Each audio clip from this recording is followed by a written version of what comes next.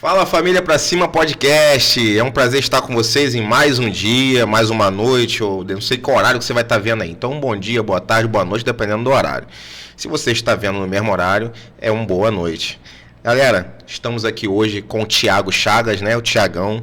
É um prazer, Thiago, estar aqui batendo esse papo contigo. Thiago que tem uma história de arrepiar, porque né, é uma mistura de emoções na vida dele desde a sua juventude, desde a época que ele tinha uns 12, 13 anos, que vai contar pra gente aí uma dificuldade que ele passou, ou várias dificuldades que chegou a levar ele a uma depressão, né? Ele conversando comigo em off, eu fiquei surpreendido com isso, que a gente tem uma intimidade já, uma amizade há um tempo, mas eu nem sabia disso. Então, às vezes a gente convive com pessoas que passam por problemas ou já passaram que a gente não tem a mínima noção. E ouvir dele como ele superou isso tudo e como ele fez para chegar hoje aonde ele está. Para quem não sabe, o Thiago hoje ele é formado já em fisioterapia, e fez pós no UTI, musicoterapia. Se eu falar errado aqui, você me corrige, Thiago. Correto. Né? E, enfim, entre outras coisas que ele estudou e é formado nisso. O Thiago hoje tem uma escola de música, vai falar disso aqui também. E eu queria te pedir, com todo jeitinho e carinho, para você clicar em curtir, se inscreve, marca o sininho aí para poder te avisar quando tiver novos vídeos, compartilha lá nos grupos todinho de zap que você tem, para que o pessoal possa conhecer essa história aqui que eu vou te falar. É uma história de arrepiar. E no final ele ainda vai contar com mais detalhes o que somou para fazer ele finalizar o crescimento dele. Na verdade, finalizar não, porque a gente sempre vive crescendo a todo dia, né? Então não perca o final do vídeo, que é o mais importante. Queria agradecer aqui também o Work Banda Larga, né, que cede o espaço né, online pra gente. A gente deixa disponível pra gente aqui a internet para usar com qualidade. Obrigado, Work. A Cosmo Publicidade, que está aqui sempre dando esse apoio moral e sempre organizando as coisas com a gente. E agradecer também aqui Vem do Verde, estamos aqui bebendo água de coco. Tiagão disse que tá gostosa a água, né, Thiago? Maravilhosa. Britos Hamburgueria, lanchonete, aquela lanchonete top aqui da cidade, tá? Black Blaze, que tá sempre cuidando aí das nossas vestimentas e orientando a gente como se vestir. E agora, mais novo patrocínio aí, que é o Maia Autoestrada, né? Que Depois de grandes negociações, de altas dificuldades de fechar, mas fechamos com carinho. A Maia Autoestrada, para quem não sabe, é um canal do YouTube que fala sobre detalhes mecânicos de carros, acessórios. É um canal que conta hoje com mais de 40 mil inscritos e tem um desenvolvimento legal para quem quer aprender sobre isso. Não é para ser mecânico, tá, pessoal? São orientações para quem não conhece nada de carro e quer aprender um pouco sobre isso. Nosso Instagram também está lá disponível, maia.emp, tá? Conta com mais de 100 mil seguidores. E se você quiser aprender, se divertir, se comunicar, lá é o local. Tá bom? Thiagão, tá contigo a bola, fala pra gente aí que história é essa, amigo, de com 13 anos você chegar à depressão, a ponto de, você me comentou, de pensar em suicídio, não sei se tentou. Se você quiser deixar mais claro isso pra gente Sim. entender isso aí, por que aconteceu isso, como começou isso aí. Então, Marcelo, obrigado pelo convite, por estar aqui, né, nesse podcast. A depressão, a gente sabe que é a doença do século, é o mal desse século, né? É um mal que ele age no silêncio, né? E quando a gente descobre, já está às vezes num estágio que bem difícil de se tratar. Eu nasci no Rio de Janeiro, sou filho de pais separados, né? Meus pais se separaram quando eu tinha 8 anos de idade. Eu acho que tudo começou por aí, na separação dos pais. A princípio, eu não senti a separação dos meus pais, né? Foi algo para mim normal, eu soube aparentemente lidar com a situação. Comecei a morar com minha mãe, né? Minha mãe trabalhava, acordava 5h30 da manhã para trabalhar, ficava o dia todo no trabalho e após o trabalho ia para a faculdade. Então, na época, eu morava em Belfor Roxo, no Rio, e a faculdade dela é na Taquara. Então a gente sabe a distância, então ela saía de casa 5h30 da manhã para trabalhar e chegava da faculdade 2h30 da manhã. Então, resumindo, eu ficava de 5h30 da manhã até as 2h30 da manhã sozinho em casa. Então quase 24 horas sozinho em casa, e isso num espaço de 6 anos, durante 6 anos contínuos, enquanto minha mãe... Você não tinha irmãos, no caso? Não tinha irmãos, eu sou filho único, parte de mãe. parte de pai, eu tenho uma irmã, né? Então, primeiro eu aprendi a ser independente, né? Desde criança. Pelo fato de estar sempre sozinho em casa, eu tive que aprender a fazer tudo, eu tive que aprender a me virar. Por um lado foi bom, por um lado foi ruim, porque eu não pude curtir a minha infância, não pude curtir a minha adolescência da forma que deveria ser vivida, né? Então, essa trajetória minha sozinha, né? Eu cozinhava, eu passava, eu arrumava a casa, e aí esperava minha mãe chegar da faculdade ainda 2h30 da manhã, para poder vê-la, porque senão só conseguiria ver ela aos finais de semana. E isso trouxe para mim uma responsabilidade. Tanto que, na minha adolescência, eu abria mão de estar fazendo coisas de adolescente, né, para estar fazendo coisas de adulto, né, coisas no sentido de responsabilidades, né. E as pessoas olhavam para mim, nossa, como ele é maduro e tal, beleza, era ótimo, porém, é o que eu falei, eu não conseguia, eu não vivia a fase natural de uma adolescência. Desculpa te interromper, mas a gente está falando aqui você falou 8 anos, isso de possivelmente uns 30 anos atrás. Isso, hoje eu tenho 35. Então, nessa época não tinha muito essa parada de telefone celular, nem nada. Exatamente. Como é que mantinha essa comunicação, cara? Não tinha comunicação entre você e sua mãe na parte do dia? Não tinha. Eu lembro que na época, né, não tinha nem telefone fixo, né? Os mais velhos aí lembram da Telerge, né, nem Telemar, e não tinha. Depois, 3 anos depois que a gente veio ter telefone fixo e tal, não tinha celular, depois que veio as operadoras, os chips aí. Então, o meio de comunicação entre minha mãe era só em casa. Por isso que eu esperava ela até 2h30 da manhã para falar, mãe, tô bem, tá? Aí ia dormir. E o que eu tinha em casa era TV. Na época não tinha Netflix, não tinha internet. Internet tinha só quem tinha um alto padrão de vida e era internet de escada, né? Aquele moldezinho. Até meia-noite, 1 hora para tentar, né? Para conectar. E a minha vida era essa. A minha vida era só dentro de casa. Eu era trancado dentro de casa ou jogando futebol com os amigos na rua, né? Então, meu ciclo era estudar de manhã. Acabou o estudo, eu vinha para casa, ficava em casa o dia todo. E aí, a mente ficava vagando. Não tinha internet, não tinha celular. Só tinha televisão, né? E naquela época as programações não tinha aquela diversidade de programação. E então o que me restava fazer era inventar alguma coisa para fazer ou criar alguma coisa no pensamento. Nessa questão de criar coisas no pensamento, começou a vir pensamentos ruins, né?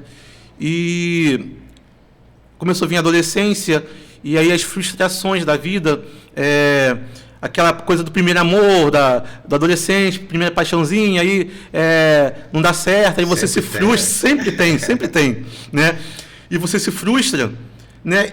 E isso aí foi o gatilho. Aí eu comecei a ficar cabisbaixo, comecei só resumindo, comecei a ir mal nos estudos, nunca fui mal nos estudos, né? E eu lembro que uma vez minha mãe falou assim, ó, se você repetir de ano, eu vou te tirar dessa escola, porque eu não quero ficar gastando dinheiro à toa. E aí eu fiquei de recuperação, não repeti, mas fiquei de recuperação. E aí ela chamou minha atenção, mas depois eu vi ela conversando com a diretora, porque ela falou assim, não, é porque eu me separei há pouco tempo do pai dele, eu acho que isso que está influenciando no rendimento dele. E nem eu tinha percebido isso em mim. Eu falei, caramba, é verdade. Até porque pela sua idade você não... Eu era uma criança, né?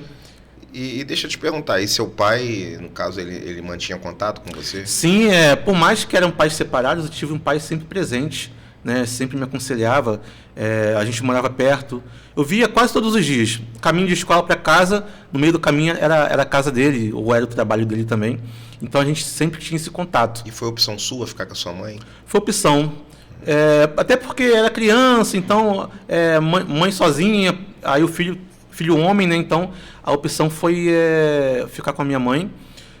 Esse processo a principal causa que me levou à depressão foi durante esse processo, a transição da infância para a juventude. Porque é um período complicado na vida do ser humano, não só minha, mas de qualquer pessoa, onde o adolescente ele começa a se descobrir, ele começa a formar, né, traço de personalidade, ele começa a ditar o que ele quer para a vida dele, tomar as decisões, e isso pode ser perigoso para a gente, porque se a gente não tiver uma cabeça feita, não tiver uma estrutura familiar resolvida, a gente pode seguir caminhos ruins. Então, no meio dessa caminhada, eu sofri grandes frustrações. E aí, começaram a vir pensamentos de você não presta, você não merece viver, você é a pior pessoa do mundo. Comecei a sofrer complexo de inferioridade. Eu me sentia inferior a outras pessoas, né? Eu passava na rua, a impressão que dava que todo mundo estava rindo de mim, a impressão que dava que todos estavam falando mal de mim, e não era coisa da minha cabeça, né? E isso só foi me jogando para baixo, ver a questão do relacionamento também, e isso foi... foi um acúmulo de coisas. Até chegar ao ápice da depressão, foi um acúmulo de coisas. Até que o ponto mais forte foi quando eu comecei a deixar de estudar, de ir para a escola, para ficar me lamentando pelas minhas dores em casa, sem a minha mãe saber. Eu faltava aula, eu faltei durante 2 meses seguidos na escola, né? E a ponto da secretaria me chamar e falar: se você faltar mais uma semana, você vai repetir de ano, né? E eu lembro que nessa época eu não fazia mais nada, eu não comia, eu não bebia, eu ficava só no sofá, eu acordava de manhã, ficava lá lamentando sobre a minha vida, né? E aí teve um dia que eu peguei uma faca e fui para cortar meu pulso. Eu chego, não quero mais isso para minha vida, eu quero acabar com esse sofrimento. Isso com que idade, mais ou menos? 13 anos. 13 anos. Você vê que o jeito que você fala, você me fala realmente com um pensamento que os seus 13 anos é uma mentalidade, uma teoria mental de alguém que tem 20 anos, 25, pensando. Tipo, já vivi tudo que tinha para viver, não tem mais o que viver, não vale a pena viver o que eu já vivi, né? E o que me resta é acabar com esse sofrimento, né? E eu não via a saída para essa situação, porque a depressão é o seguinte, ela vem no silêncio, né? Quando você descobre que você está com a depressão, ela já está no nível que já está te engolindo, né? Ao meu ver, não existe você pensar assim, eu acho que está vindo uma depressão aí. Não. Quando você percebe, ela já está. Então, a pessoa tem 2 saídas, 2 alternativas. Ou ela se levanta para sair, ou ela se entrega. Só que o problema é que a maioria se entrega. Porque quanto mais a gente se entrega à depressão, mais confortável é. Como assim? Quanto mais você se entrega à depressão, mais fica cômodo para você, porque você não precisa fazer força para você sair dela, né? Porque, na verdade, ninguém quer ficar em depressão, ninguém quer ficar nesse quadro.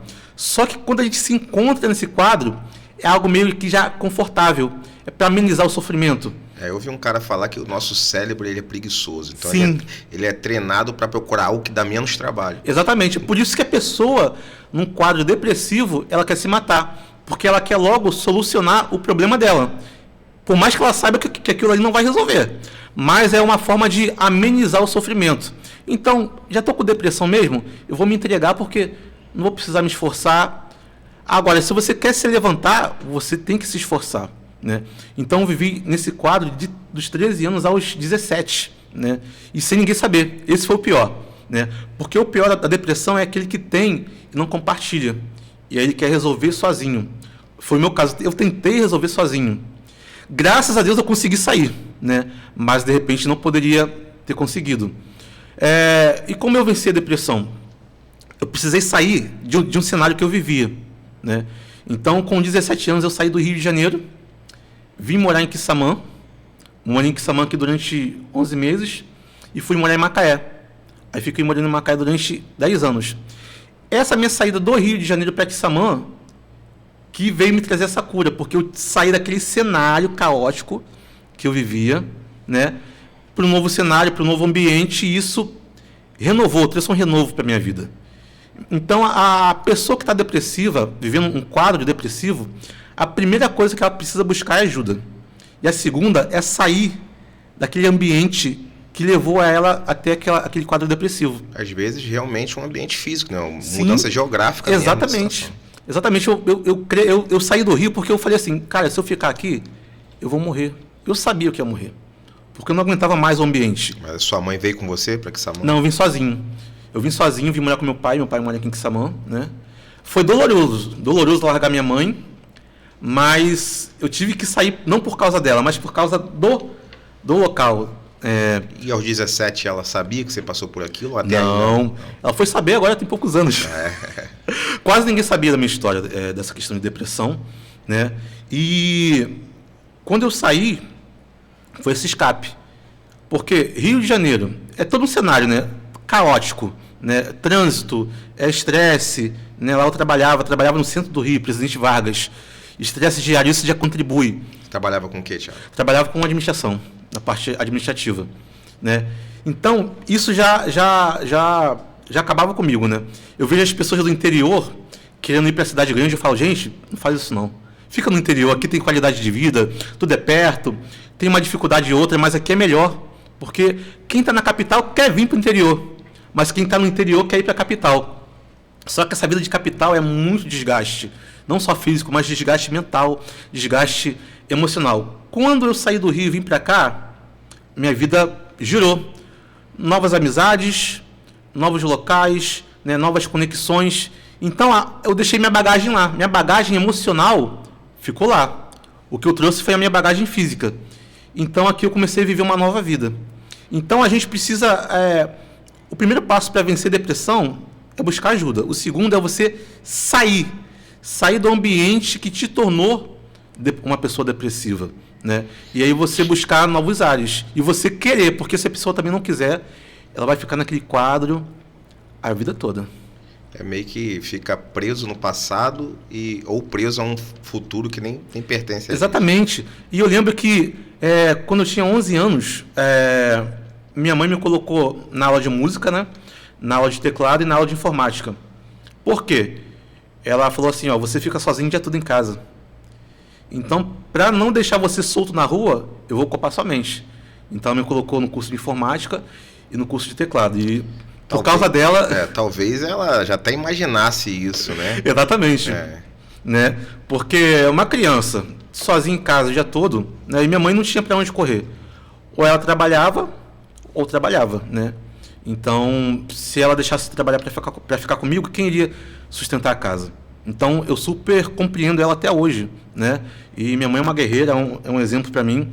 Tanto que, se hoje eu sou fisioterapeuta, porque ela também é. Então, me espelhei nela. Pô, legal, ela é fisioterapeuta. Fisioterapeuta já há 25 anos, né? E hoje, eu atuo na área da música, né, por causa dela. Né? É uma coisa que eu sempre falo, os pais são responsáveis por dar destino aos filhos. Né? Eu nunca me interessei em ter aula de música, em fazer aula de música, de teclado, e ela me colocou, vou te colocar para você não ficar solto na rua. Comecei a tocar teclado, né? Comecei a tocar em igreja, e aí fui aperfeiçoando, aí comecei a me interessar pelo instrumento, eu nem sabia o que era teclado na época, né, antes de fazer aula.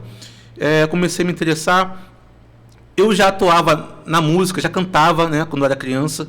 Depois que eu comecei a tocar, eu parei de cantar.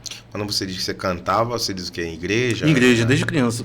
A minha família toda, parte de pai, atua na área da música. Canta ou toca, todo mundo, né? Aí eu meio que herdei isso da parte de pai. Mas, quando eu comecei a tocar o teclado, eu larguei a parte vocal de lado. E uma vez eu resolvi cantar, quando era adolescente, né? Depois de anos sem cantar. E aí um amigo meu falou assim, rapaz, você como cantor é um ótimo tecladista. Na minha adolescência, na fase da depressão.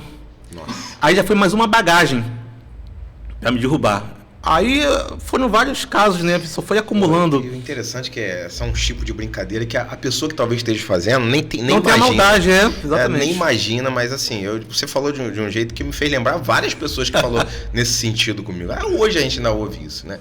Alguma coisa do tipo, não em relação a teclado. Mas é porque eu falei em relação ao teclado, que eu também toco teclado, metade do que ele toca, mas toco, pessoal, um cadinho. Mas a gente ouve isso em todo o âmbito. Você como tocador de futebol, como jogador de futebol, é melhor você tocando teclado, do tipo, né? Então, assim, às vezes se a gente levar isso a sério, já era um bullying, né? Sim, exatamente. Só que a gente não levava pro lado de bullying, né? Aí tem essa questão que você falou, ou você enfrenta e sai daquela situação, ou você se entrega para ela. É verdade. Né? E aí, continuando, você se aperfeiçoou no teclado, começou a ter aula de teclado? Sim, me aprofundei no instrumento, né, e esqueci o canto de lado. Depois de ter ouvido isso ainda, eu me fechei para o canto, para a área do vocal. E nunca mais quis cantar. Eu fiquei de 8 até os 18 anos sem cantar. Com isso guardado no coração. Cara, eu não sei cantar, eu sou tecladista, né? E aí, até que eu conheci alguém que me incentivou a cantar novamente, destravou isso em mim. E isso só destravei depois que eu fui curado da depressão. Enquanto eu tive depressivo, eu não cantava, não conseguia cantar. Então, teve essa quebra, né, desse processo em mim. Aí comecei a me aperfeiçoar, aula de canto, né? Eu não tinha ainda uma expectativa de vida, né? Porque também é uma dificuldade que todo jovem tem, principalmente hoje em dia. Você pergunta para um jovem ou para um adolescente hoje, o que você quer ser amanhã? Qual é a sua vocação? Qual a sua profissão? Eles não sabem responder. Há quem saiba, né? Mas a maioria hoje não tem uma perspectiva de vida, né? E eu não tinha essa perspectiva. E eu comecei a atuar na área da música, mas não tinha nenhuma perspectiva. Eu vim para Quissamã, aí comecei a querer atuar na área offshore, cego, sem saber por onde começar, e a minha vida começou a levar a ter outros rumos. Comecei a fazer aula de canto particular e comecei a levar a música como um hobby mesmo. Igreja, tocando em casamento só. Até que, aos 24 anos depois, a gente começa a amadurecer, a gente começa a criar algumas coisas na gente e a gente começa a ver a vida de uma forma diferente. Eu comecei a ver a minha parte vocacional, a minha parte que eu poderia dar certo, né? Porque na minha juventude as pessoas falavam, nossa, você pode trabalhar com música. E eu nunca quis trabalhar com música, nunca foi desejo meu, de forma nenhuma, trabalhar com música. Eu poderia trabalhar com qualquer coisa, menos música. Aí entrei na faculdade de fisioterapia, né? Na verdade, o meu sonho sempre foi psicologia, até por causa do meu histórico, né? Então, eu sempre fui apaixonado por psicologia e fiz o vestibular para psicologia. Passei. Quando eu fui fazer a matrícula, eu lembrei da minha mãe, fisioterapeuta.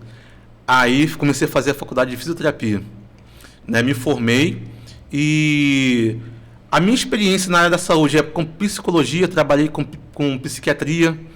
Então, a área que eu atuo hoje é meio que espelho do meu passado.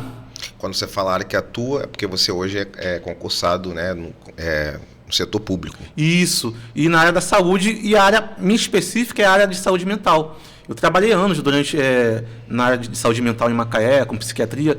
É uma área que eu amo, porque eu vejo as pessoas na situação que elas estão, na questão da saúde mental, e eu lembro do meu passado. E eu vi que eu venci, e eu posso também estar contribuindo para que elas venham vencer também, né? E hoje eu consigo juntar a música, que é aquilo que eu tratava como hobby, e posso juntar junto com a saúde, porque agora eu tenho uma pós em musicoterapia que eu posso tratar pessoas através da música. Interessante. Então, cuidar da mente das pessoas, do coração, através da música. Então, e por isso que você se formou, fez pós em musicoterapia. Musicoterapia. Isso. Interessante. Então, eu me interesso muito por essa área da saúde mental. Então, me formei, fisioterapeuta. Beleza, continuei sendo músico, ainda deixei a música de lado, só como hobby. Até que, com 28 anos, eu fiz um técnico, né, o curso técnico em música, com ênfase em canto. Mas eu fiz só com o intuito de particular, aprendizado mesmo, né? E no meio do curso, uma amiga me procurou pedindo para que eu viesse dar aula para ela. Você pode me dar aula de canto? Eu falei, mas eu estou aprendendo ainda. Não, então, me passa o que você sabe. Eu falei, mas como assim? Eu odiava dar aula, Marcelo. Eu não gostava de dar aula. A aula de música, para mim, me matava. Eu falei assim, eu não gosto de dar aula, não quero dar aula. Dá para mim a aula, só uma aulinha só, e comecei a dar aula para ela. E aí nessa aula, eu gravei um vídeo da aula dela, fiz um antes e depois, postei no Instagram, marquei ela repostou esse vídeo. Quando ela repostou, começou. Direct, mensagem no Instagram, você dá aula, quanto tá, não sei o que. Ela falei, gente, não dou aula não, isso aqui foi só uma amiga minha e tal, não dou aula. As pessoas pedindo para dar aula, não queria dar aula. E surgiu uma outra pessoa, me dá aula, por favor, só para mim, não precisa falar para ninguém. Eu, tá bom, vou te dar aula também. Mesma situação, né? Comecei a dar aula, postei o vídeo, a pessoa repostou, os amigos viram o vídeo, e aí começou a gerar uma bola de neve. Eu sei que isso foi em Macaé. Quando eu fui ver, eu estava com 17 alunos de canto. Sem eu divulgar, sem eu fazer nada. Só nessa questão de vídeos, de internet e essa conexão de pessoas, né? Quando eu fui ver, o negócio já estava grande. E eu não tinha um intuito. E eu já trabalhava como servidor público. Eu já tinha uma renda fixa, né? E o que eu vou fazer agora? Só fazer uma observação aqui, sem te cortar, mas já te cortando. A gente está no episódio 17 e assim, todos os episódios, cara, que eu tenho feito aqui, eu observo isso, a gente já sabe disso, né? A gente já aprendeu isso com o tempo, mas fica mais destacado isso. Toda dificuldade, cara, já falei isso nos outros podcasts também, toda dificuldade ou problema ou transição que um ser humano passa, ela tem sempre ligação com o propósito de vida dela. Exatamente. Né? Você teve dificuldade com depressão, aí, né, tem que colocar Deus na história, não tem como tirar ele dessa história. E aí Deus te proporciona você ter uma experiência com isso, ainda que seja uma experiência um pouco ruim, mas você aprendeu a lidar com isso, você se formou em musicoterapia, em fisioterapeuta, em fisioterapia, né? E hoje você aprendeu música, aí você hoje trata pessoas com música, né? E fisioterapia ao mesmo tempo, que é a musicoterapia. Então, assim, não adianta a gente reclamar pelo que passa, não adianta. Né? Todo o processo a gente tem que enfrentar. Tem um propósito na frente. Isso aí, desse jeito. Agora, eu fiquei uma dúvida, espero que eu não faça você perder a linha, mas você falou assim, os pais, eles são responsáveis por dar destinos aos filhos. Né? E assim, no seu caso até realmente aconteceu, né? De tua mãe, claro que eu creio que foi propósito de Deus também, e assim, se encaixou. Mas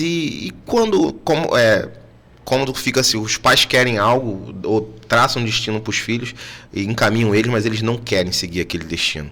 Como se encaixa isso nesse contexto? Esse contexto é muito complicado, eu estava até realmente pensando sobre isso hoje, porque é o seguinte, o meu caso, eu tinha tudo para dar errado. Porque filho de pai separado, né? Ficava sozinho em casa. Poderia ser influenciado por várias pessoas na rua, poderia viver solto na rua, né? Porque a gente vê as coisas que acontecem aí fora. Ah, não, é porque fulano de tal vivia em comunidade, é porque fulano de tal não teve oportunidade. Mas espera aí, a pessoa tem que querer. Então, eu quis algo para minha vida. Por mais que eu tivesse a dificuldade, os obstáculos, eu sabia o que eu queria para mim. Então, essa questão que você falou, os pais dão destino. Mas se o filho não quer, peraí, então o pai está fazendo a parte dele. Né? Eu conheço diversos filhos aí. O pai dá faculdade, paga a bolsa, paga várias coisas, mas o filho não quer. E aí? Aí quando cresce, quando chega lá na frente, não tive oportunidade. Não, peraí. Seu pai te deu oportunidade. Agora, a pessoa, o jovem, tem que também se colocar na oportunidade, né, no meio.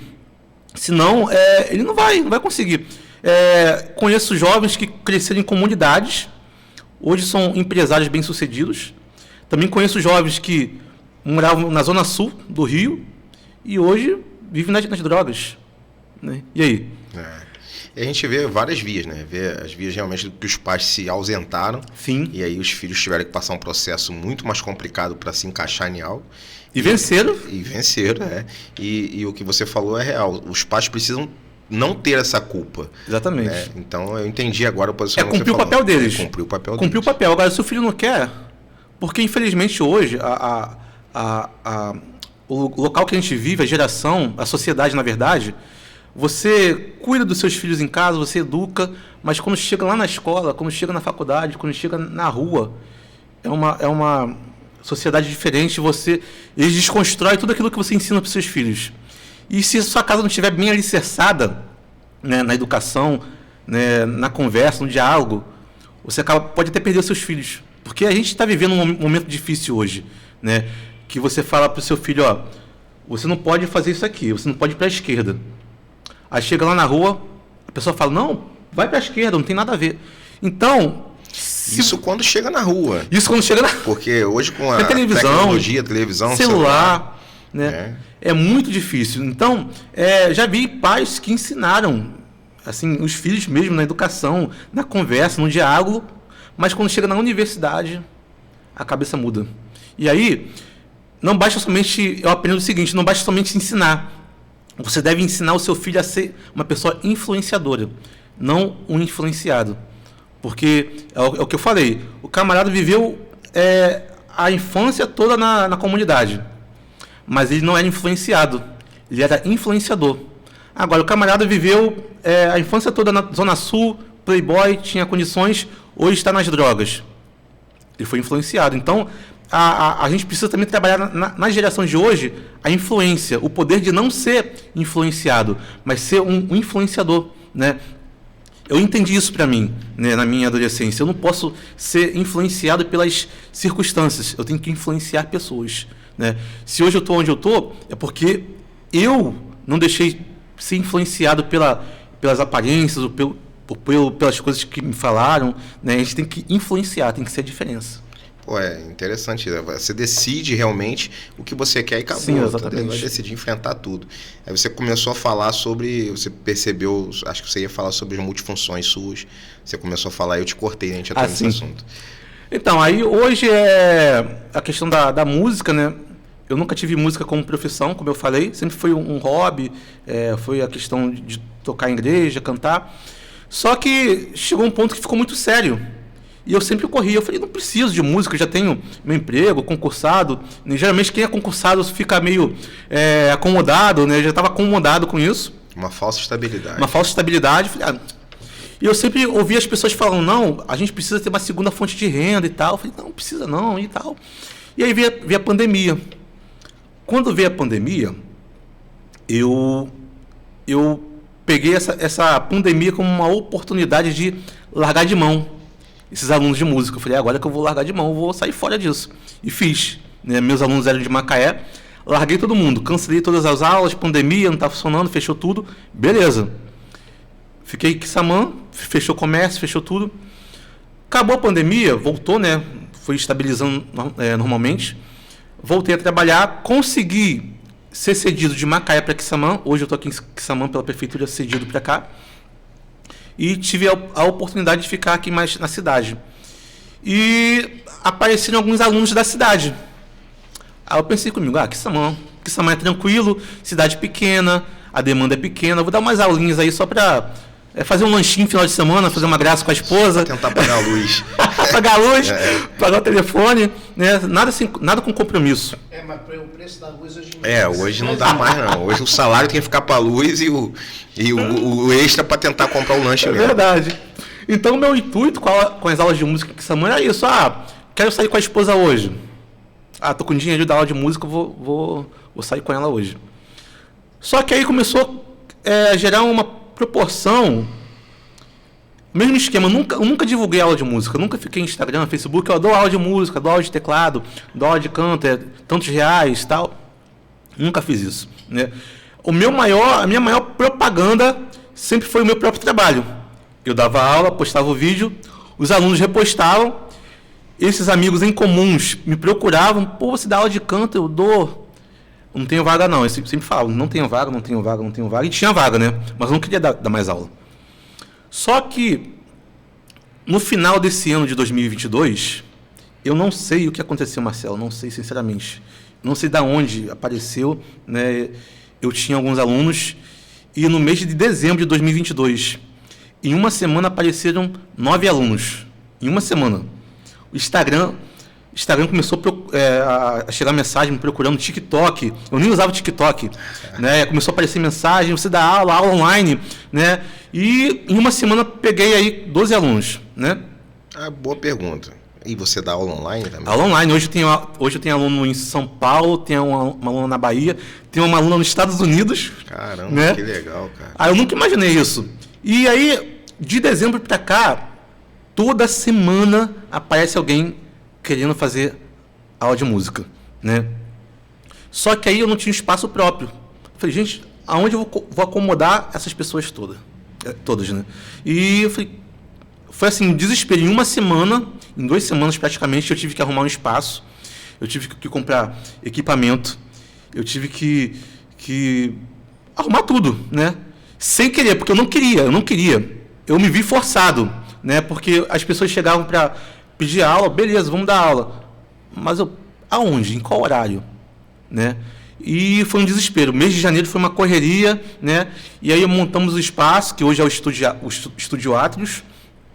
E hoje nós temos canto, teclado, temos violino, violão, musicalização infantil, temos dança também. Dança vai começar agora mês que vem. Claro que são vários professores. Vários professores. Eu não dou conta. Pensei que era você que Não, ia ser lindo, maravilhoso dançando.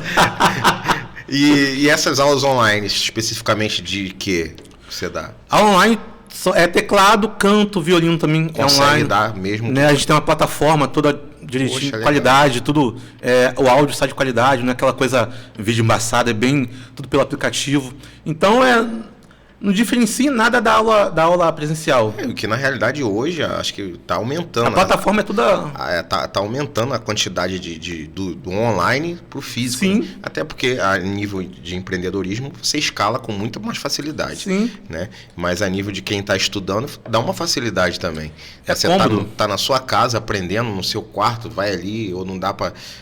Tem que resolver alguma coisa, só um minutinho, Thiago, calma aí. Exatamente. Né? É um custo menor, né? Tanto para o empreendedor como para o aluno, né? E comodidade, né? E, Marcelo, eu sei que hoje, hoje eu perdi o controle, pro lado bom da coisa. Hoje eu não tenho mais controle de travar, chega, não tem como mais aceitar aluno, o aluno vai chegando, né? A semana já chegará mais 3, e eu falo, gente, não tem mais vaga. Hoje já está expandindo para a cidade vizinha, Macaé, né? E assim, dá aquele medo, né? Mas com essas experiências que a gente tem vivido de pandemia... É um medo gostoso, né? É um medo gostoso. Porque, ao mesmo tempo que dá medo, quando você avança, você vê que o negócio está dando certo. Né? Mas por que isso? Como que eu perdi esse medo? Porque eu sempre fui uma pessoa tímida. Até pela criação que eu tive sozinho, então não tive contato com muita gente. Né? Então eu sempre fui retraído. E eu tive que aprender a me virar sozinho. Tive que aprender a romper com os meus medos. Então, essa abertura da escola de música para mim foi um romper para mim, porque eu nunca tive esse desejo, né? Nunca tive essa ambição. Eu só dei o primeiro passo. Dei o primeiro passo e as coisas começaram a acontecer. E continuo dando vários passos, e quanto mais passos eu dou, mais as portas vão se abrindo. Né? Então é uma dica para quem deseja empreender também, quem deseja abrir uma empresa. Se ficar esperando cair do céu, não vai acontecer. Se a gente ficar esperando vir recurso, tô sem dinheiro. O dinheiro só vai entrar se você buscar e correr atrás dele, né? Porque se você resolver assim, eu quero abrir um negócio, mas não tenho capital, não tenho dinheiro, você precisa criar alguma alternativa para esse dinheiro chegar e você, né, começar a abrir e gerar mais capital. O primeiro passo tem que dar um jeito, vender alguma coisinha que tem que dar um recurso, não tem jeito, né? Até esses dias das pessoas que me seguem perguntou, mas como que você conseguiu? Porque eu falei que a primeira loja que eu abri na época, né, na minha área, foi com R$5.000. Mas tem que ter 5 mil. Eu falei, então, mas aí você tem que dar um recurso. Providenciar um empréstimo de 5 mil, vender uma bicicleta, um carro, é isso aí, pega um cartão de crédito. Hoje, não que a gente aconselhe a fazer dívidas, mas aqui não é dívida, é uma despesa, né? É um custo. E você vai batendo depois? Isso aí. Então você tem que perder o medo mesmo para investir. Eu estava conversando com o Thiago, pessoal, a gente está falando sobre isso aqui. Eu falei, você não divulgou, né? Ele falou, nem posso. Porque se eu divulgar, eu não consigo pegar mais os alunos. Exatamente. Né? Sem divulgação, ele já bateu praticamente a meta do que ele pode alcançar. Então ele falou pra gente que está atingindo a cidade vizinha, parece que Campos também já está querendo, né?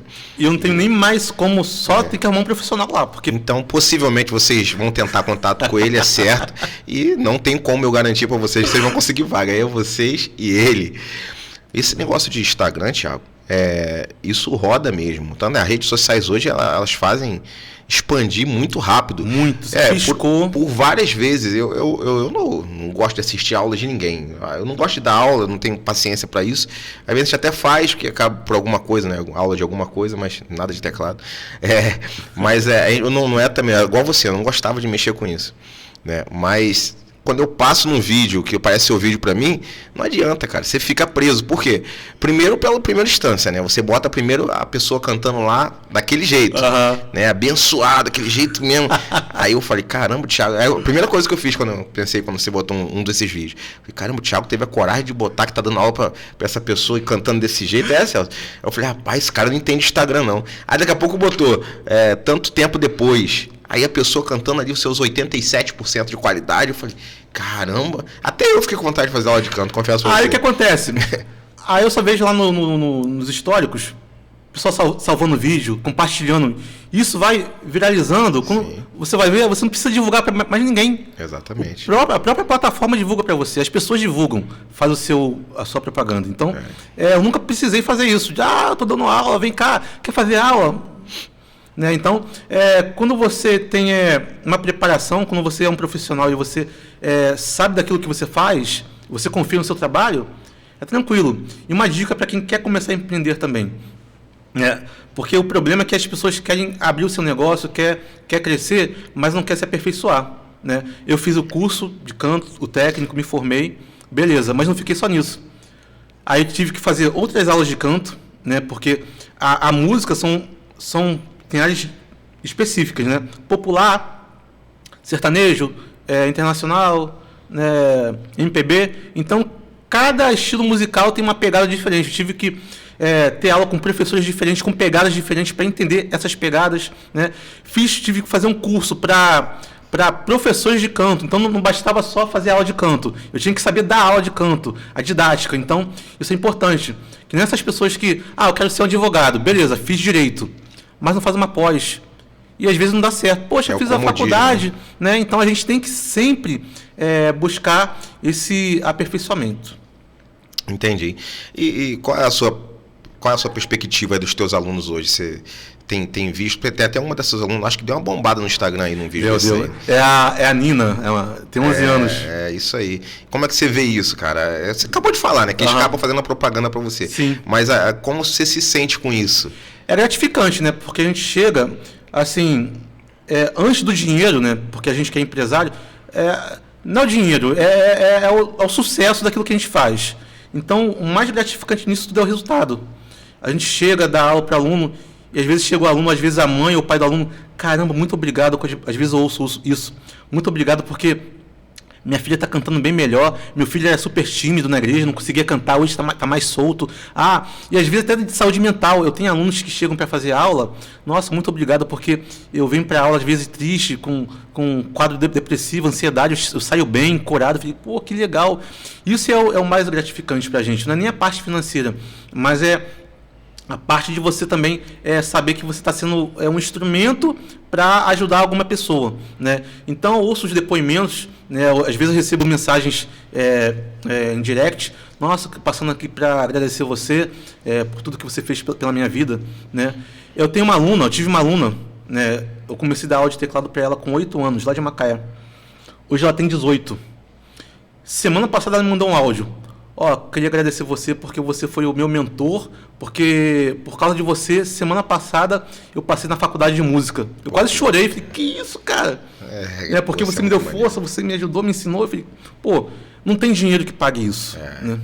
É o fazer as pessoas que a gente ensina crescer mais que a gente, acho que é isso. Exatamente, foco, né? Porque às vezes você pode ser um empresário bem sucedido financeiramente, mas o seu produto não é um produto tão bom. As pessoas falam assim, um produto mais ou menos, tá, uma empresa top, mas o produto não é bom.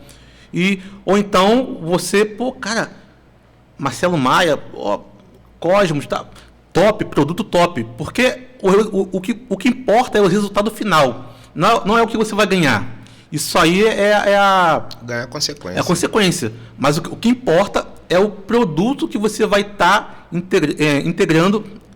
Gente, travou. Você integrando mesmo. Integrando ao seu cliente, né? Então, isso que importa. Integrando e entregando. Então, o resultado final é o que importa. Eu fico muito feliz quando eu vejo, assim, no meu caso não são alunos, né? Mas os colaboradores que trabalham para mim, os funcionários lá, quando um deles fala assim, eu tô saindo, ainda essa semana agora, tem uns 3 dias, um me chamou, falou, quero conversar com você. Inclusive eu estava aqui, eu acho, conversando com o Celso, aí eu fui para lá, eu falei, bom, vamos ver o que é. Aí cheguei lá, aí ele falou, tô saindo. Aí eu me deixa triste primeiro, né? Falei, poxa, você é um funcionário bom e tal, o que houve e tal. Ele falou, não, eu tô indo empreender. Eu falei, então tá bom, meu irmão. Aí você me animou. É o legado. Exatamente. Por quê? Porque quando você vê alguém que começa a traçar um caminho que ele aprendeu com você, você fica feliz, você somou para alguém. Exatamente. Né? Aí ele ficou meio assim, tal, sério? Eu falei, pô, ficaria triste se ele dissesse que estava indo para outro trabalho igual o meu, mas, pô, tá indo para empreender. Ele falou, não é e tal. Eu falei, pô, legal isso aí. Às vezes a gente sabe que empreender não é tão fácil. É verdade. Né? No seu caso, você ameaçou e deu certo logo de cara. Né? Tem casos que não dá certo na primeira, então você tem que tentar a segunda, a terceira. Agora, com certeza, o cara que ele tentou 1, 2 vezes e não conseguiu, ele está muito na frente de quem nunca tentou. Com certeza. Porque ele já adquiriu a experiência daquilo ali que ele tentou. Né? Então, quando a galera chega lá para mim trabalhar comigo, eu já ameaço logo. Eu falo, se você ficar aqui comigo mais de 1 ano, merece uma coça. Porque você tem que aprender o que tem aqui e tentar empreender em alguma coisa. Né? E assim vai acontecendo lá com 30% deles. E é isso que eu faço aqui também. Eu tenho uma aluna, que já falei para ela, a próxima professora da escola vai ser você. É isso Porque aí. eu estou preparando ela não para ser aluna, não só para aprender a cantar, mas para ser uma professora. Aprender, né? Para ensinar. Porque daqui a pouco eu estou indo para Macaé, para outro local e quem vai ficar aqui? Então, é essa mentalidade. Eu não posso centralizar em mim, só eu que vou ficar no centro ali. Não, se eu quero crescer, eu tenho que fazer multiplicadores. Então, eu tenho que expandir. E uma das melhores formas da gente aprender, Thiago, você deve ter percebido isso, é quando a gente aprende algo e transborda aquilo que aprende. Exatamente. Quanto mais você transborda o que vem para você, você vai ficando melhor naquilo que você faz. Né? Isso aí é que dá resultado. Agora, a gente conversou sobre aprender, e você tem um filho também que é músico. Sim. Né? Eu acompanho o Thiago há bastante tempo. Você está há quanto tempo lá com a gente, mais ou menos? Lá, Estou né? 7 anos. 7 anos. A gente está na mesma igreja, né? Frequenta a mesma igreja. Então, assim, desde o início, logo pouco depois eu via o filho do Thiago aprendendo a bateria ainda, né? E hoje vi ele tocando esses dias lá, eu fiquei abismado. Falei, caramba, né? É muito legal ver aprendendo, né? Minha filha está tentando aí também, mas ela deu uma pausa nas aulas que faltou professor. Você ainda não está com professor de bateria ainda, né? Mas fala para mim sobre isso aí, sobre seu filho aí, como é que é para você ver teu filho tocando desse jeito hoje. Sobre o Davi, confesso que para mim até eu fiquei surpreso, né? Quando ele começou a tocar, pela idade dele, né? Confesso que nem eu, assim, tinha tanta esperança. Já uma criança, né? E é o que eu falei de família. A minha família, parte de pai, todo mundo é músico. Então, acho que ele também herdou um pouco disso, né? É meio que um dom, né? Parece que já nasce um pouco disso. Eu lembro quando ele tinha 4 anos de idade. 4 anos, ele ficava, pai, aqui, ó. Eu tentando ouvir. O que, Davi? Ele, tum, tum. A batida das músicas, os solos. Eu fico, como é que ele ouviu isso, cara? A percepção, né? E ele só foi aperfeiçoando isso, né? E teve uma época da vida dele que ele só assistia vídeo de bateria. O dia todo, vídeo de bateria. E ele foi absorvendo isso, mesmo sem ter aula. E começou a praticar em casa, sem bateria mesmo. E não é a tua vibe, né? Você não... Eu sou, como baterista, sou péssimo. As pessoas sabem, eu não tenho ritmo para bateria, eu sou péssimo. E ele pegou uma parada totalmente fora do teu viés. Totalmente fora da curva. Né? E teclado também, esses dias ele tocando teclado, eu falei, onde você aprendeu isso? Eu vi no YouTube. Falei, caramba, aquela pegada melhor que eu. Ter o professor em casa e ver no YouTube é brincadeira, pô. Aí, pai, me ensina teclado. Eu naquela correria toda de trabalho, falei, vou ver uma vaguinha um dia aí. É mais difícil, né, pra gente, minha filha fala de casa é sempre mais difícil, né? E aí, não sei como que ele pega, mas parece que tá na genética mesmo, e ele pega rápido, percepção, né, e me surpreendendo, né, e agora eu quero colocar ele numa aula mesmo, para ficar mais firme, mais fera, mas o que ele aprendeu até hoje foi dele mesmo. Legal. Thiago, a sua mãe, você comentou sobre ela, sua mãe também é atleta, né? Sim, minha mãe já participou de maratona, né? Já participou da São Silvestre, da meia maratona do Rio, né? Minha mãe é fisioterapeuta, então ela é bem ativa, uma pessoa bem ativa. Quando a gente está na rua junto, dá até uma vergonha, porque o pessoal pensa que ela é minha namorada. Eu falei, gente, minha mãe, eu sou casado, né? Uma vez em Rio das Ostras, estava na praia com ela, vieram falar que eu estava com uma mulher na praia, porque... Mas ela é minha mãe. Eu falei, gente, minha mãe. Então, mas ela é atleta, né? Quando ela vem na cidade, ela também faz as corridas, sai daqui, vai na praia, correndo. Eu falei, rapaz, se eu for até o trevo, eu desmoronou, caio. Eu nem vou comentar nada sobre isso, não. A gente vai aumentar numa dessa qualquer hora dessa, né, Celso? Vamos toma. Davi tá ajudando a gente lá, pegar um reforço. Davi. Um abraço aí pro Davi da Funcional, porque ele tá ajudando a gente a tentar chegar nesse ritmo aí. É isso aí. Mas, Thiagão, e aí hoje você tem praticamente 3 funções. Como é que você administra isso aí? Então, eu sempre falo pro pessoal, gente, eu preciso ter 30 horas no meu dia, porque senão eu não dou conta, né? Porque servidor público, fisioterapeuta, aí musicoterapeuta, músico, aí a gente tem que filtrar o que a gente vai deixar de lado e o que a gente vai atuar. E aí eu tento da melhor forma possível administrar. Thiago, como você faz isso? Não me pergunte porque nem eu sei. Não dá para responder. Eu sei que eu monto meu cronograma, né? Eu sei que segunda-feira, Macaé. Segunda-feira esquece que essa mão, estou em Macaé o dia todo, né? Agora, terça-feira, aula. Quinta-feira, prefeitura. E aí eu vou administrando. Eu só sei que eu chego no final do dia, consegui fazer tudo que tinha que fazer, né? O que a gente não pode se perder, deixar aleatório. Se a gente fizer aleatório, a gente fica numa procrastinação. A gente nunca termina. A gente roda. Por enquanto, tenho conseguido administrar. Esse ano eu ainda pensei em fazer psicologia, né, que ainda é o meu sonho. Mas veio a questão da escola e eu falei, não tem como fazer psicologia. Eu tenho um amigo que pensa assim, que nem você, quer abraçar o mundo dos estudos. Um abraço, ele sabe quem eu estou falando, não deve estar me assistindo. Não. Aí Deve estar estudando. Está estudando, é verdade.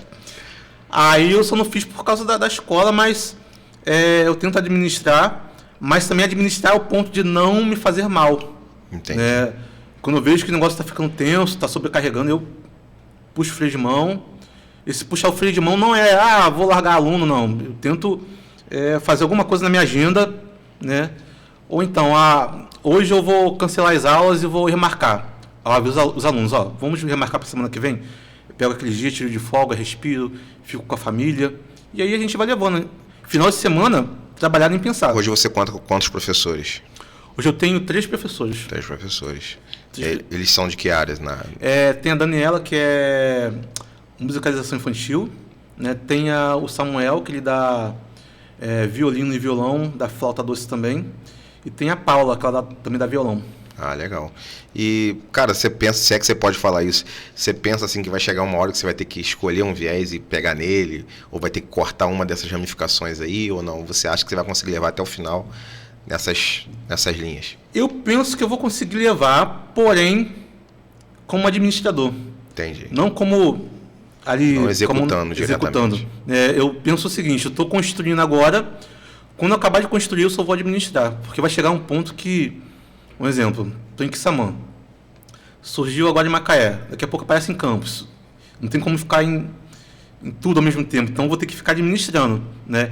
E aí, por isso que eu tenho essa visão de criar multiplicadores, para quando isso acontecer, eu ter pessoas capacitadas com a mesma visão minha e que me ajudem nesse crescimento, nesse galera que cresceu junto com você sabe como... Com a mesma visão, exatamente. Por exemplo, a Daniela, ela dá aula de musicalização.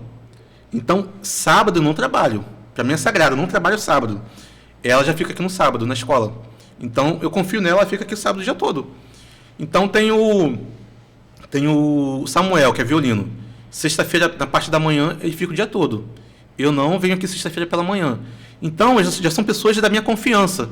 Vai chegar um momento que eu não vou aparecer aqui mais. Só vou, como é que está a parte administrativa, porque esse é o meu objetivo, né? Ficar preso, porque eu tenho também paciente de fisioterapia, né? Tem dia que eu saio daqui da aula correndo, vou atender paciente, domicílio. Aí saio do paciente, volto para dar aula. Aí vou para a prefeitura, então é uma correria. Vai chegar uma hora que eu vou pirar. Então, vou começar a podar, não encerrar o ciclo, mas melhorar e colocar pessoas para a função no meu lugar. Show de bola. E você tem a sua esposa também, que é empreendedora. Sim, né? Ela também é uma outra pessoa que, assim... Um abraço para a Samanta aí, não pôde estar com a gente aqui, ela ia estar junto com o Thiago, sim, mas não pôde. Ela também surgiu na pandemia, ela também foi assim... Ela surgiu na pandemia, não. O empreendimento surgiu na pandemia. Eu já ia falar, isso aí eu não sabia, isso é novidade em podcast. O empreendimento dela também, a papelaria, surgiu assim, na pandemia, ela começou a fazer trabalho dentro de casa e fui igual à escola, fui surgindo convite, contatos, e tem dia, ô Marcelo, que ela tá lá em casa, que ela não dá conta. Ela, Thiago, não tá aguentando mais, e vira a noite. Por um lado é bom, pô, beleza, tá dando certo, né? E ela adaptou esse serviço de uma forma que ela consegue trabalhar em casa. Entendi. É o que a gente falou, da mesma forma que a gente trabalha como plataforma online, ela conseguiu fazer esse trabalho em casa. E às vezes eu estou em casa, toda hora, Samantha, entrega para lá, entrega para cá, e ela conseguiu assim se superar também na questão do empreendimento, né? E eu me inspirei nela, porque da forma que ela cresceu, eu falei, como que ela cresceu assim, cara? Eu também posso, eu também consigo, né? Então, na realidade, ela apareceu primeiro empreendendo, depois é que você foi. Porque eu não queria, nunca quis ser empreendedor, né? E ela que foi esse incentivo para mim. Porque ela sempre falou para mim, Thiago, vamos abrir a escola. Eu falei, não quero abrir a escola não. Ou às vezes até concordava com ela e tal, mas eu ficava enrolando ela. Não, depois a gente vê, até que não deu mais para ver e teve que executar. Então, assim, a maior responsável pela existência da Atris hoje, pela escola Atris, é a minha esposa, porque ela que foi que me empurrou, porque se fosse por mim, eu... Que isso, hein, Samantha? Que moral, hein? Um abraço para Samantha. E outro detalhe importante que eu não posso deixar de falar, gente, o Thiago, além de empresário, além de funcionário público, um bom administrador, esposo, ele também é pastor, ele e a esposa são pastores, né?